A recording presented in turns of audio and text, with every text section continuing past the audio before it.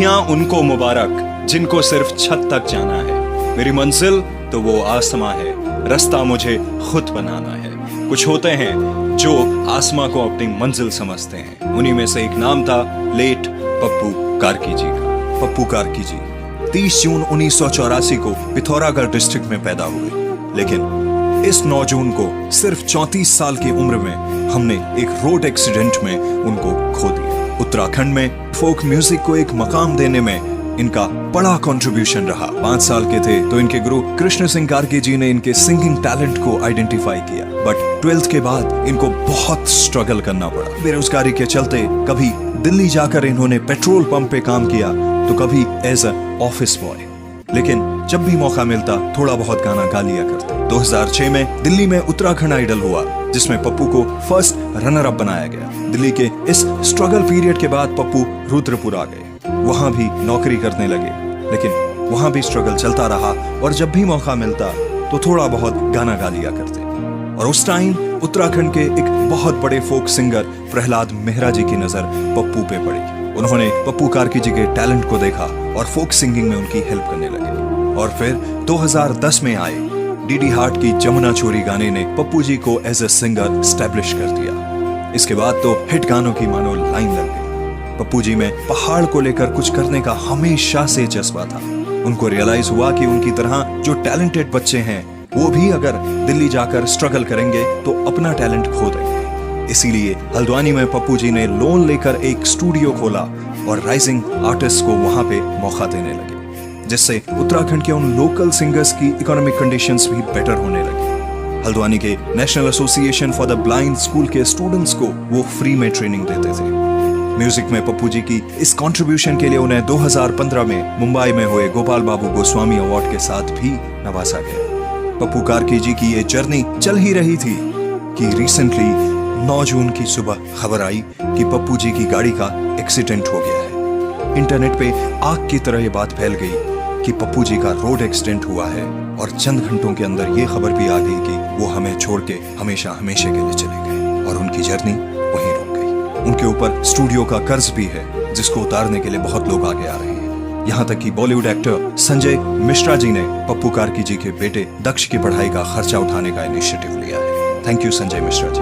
उत्तराखंड से और भी बहुत लोग हैं जो उनके सपोर्ट में आ रहे हैं। मैं अक्सर कहता हूँ कि व्यक्ति चला जाता है पर उसका व्यक्तित्व हमेशा के लिए रह जाता है। पप्पू कार्की भी एक ऐसी ही पर्सनालिटी थी।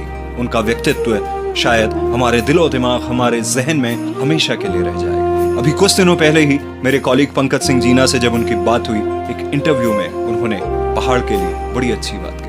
जो हमारे गांव घर में गरीब बच्चे होते हैं जिनके पास पैसे नहीं होते हैं, बहुत अच्छा गाते हैं, अपने स्टूडियो के माध्यम से गरीब बच्चों को फ्री में गवाऊं, उनको एक प्लेटफॉर्म मिले, कल के दिन लोग पहचाना उनको भी। बचपन में जो एक तमन्ना थी कि मैं भी कुछ करूंगा लाइफ में, कुछ बनूंगा, लोग पहचाना मुझे, तो आज वो मुकाम पा लिया है। उन्हें को तो अभी बहुत आगे जाना है पर इतने में संतुष्ट हूँ फिलहाल। बस अपने संस्कृति के लिए करना है, जो भी करना है बस यही समर्पित होना है इसी लोकगीत लोक संस्कृति में। पप्पू कार्की जी आज हमारे बीच नहीं रहे, लेकिन उनकी आवाज इन वादियों में, इन पहाड़ों में हमेशा गूंजती रहेगी, क्योंकि उनकी आवाज ही उनकी पहचान है। नमस्कार, मैं पप्पू कार्की अपनी एक नई एल्बम लाली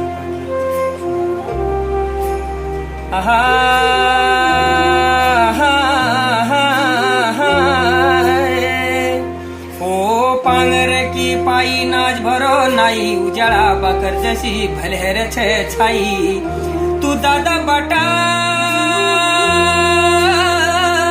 भोजी हूँ छे ओ लाली हो सिया पदानी लाली भोजी बाटा साई ओ लाली हो सिया पदानी लाली भोजी बाटा साई ओ लाली हो सिया पदानी लाली तिल धारू बोला।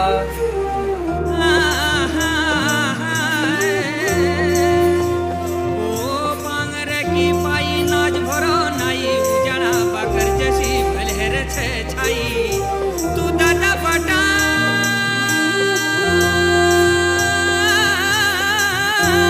भोजी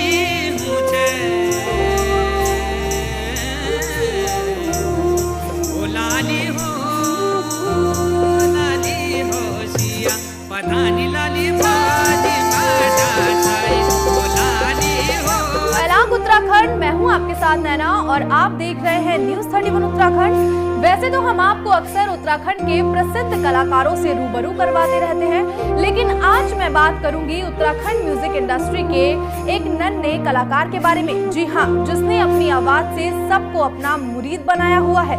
मैं बात कर रही हूँ स्वर्गीय पप्पू कार्की जी के बेटे की, जो है दक्ष कार्की। आज उत्तराखंड ने न केवल इन पर बल्कि इनके जज्बे पर भी नाज किया है। इन्होंने अपने पिता के जाने के बाद उनकी कला को खोने नहीं दिया। उनके फैंस के लिए दक्ष कार्की हमेशा उनके गीतों को गुनगुनाते रहते हैं। चलिए सुनते हैं इनकी मधुर आवाज में वो गीत जो उत्तराखंड के लोगों को बेहद पसंद आता है।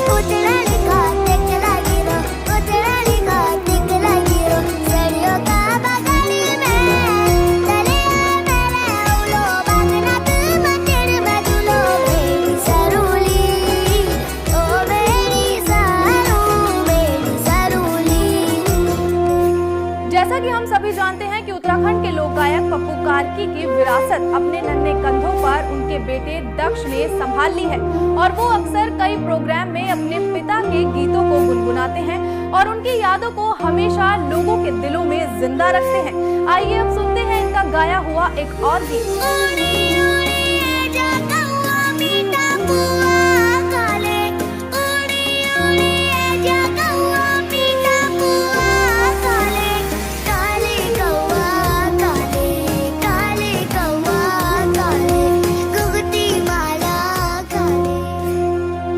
पिता के निधन के बाद दक्ष कार्की का पहला एल्बम सुन ले दगड़िया यूट्यूब के जरिए लोगों के सामने आया तो मासूम की सदी हुई आवाज और पिता के अंदाज को देखकर हर कोई कायल हो गया और दक्ष का ये गीत सोशल मीडिया पर काफी पसंद किया गया था। लोगों ने जब दक्ष कार्की की आवाज सुनी तो उन्हें इस नन्हे कलाकार पर खूब नाज हुआ। तो पेश है आपके लिए दक्ष कार्की की आवाज में ये गीत।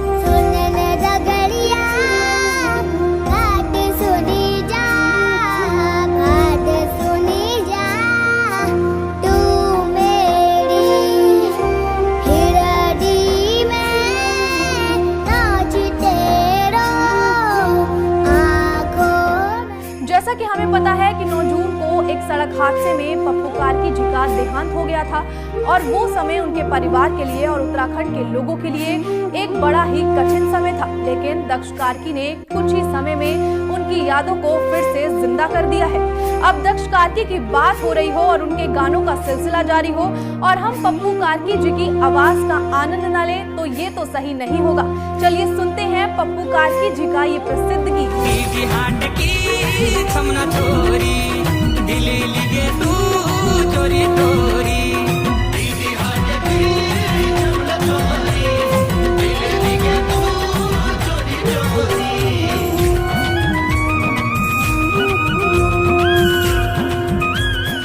दक्ष कार्की की आवाज की जितनी तारीफ करें उतना कम है, क्योंकि इतनी कम उम्र में इस मुकाम तक पहुंचना आसान नहीं है। अब मैं पेश करती हूँ आपके सामने दक्ष कार्की का गाया हुआ ये प्रसिद्ध लोकगीत।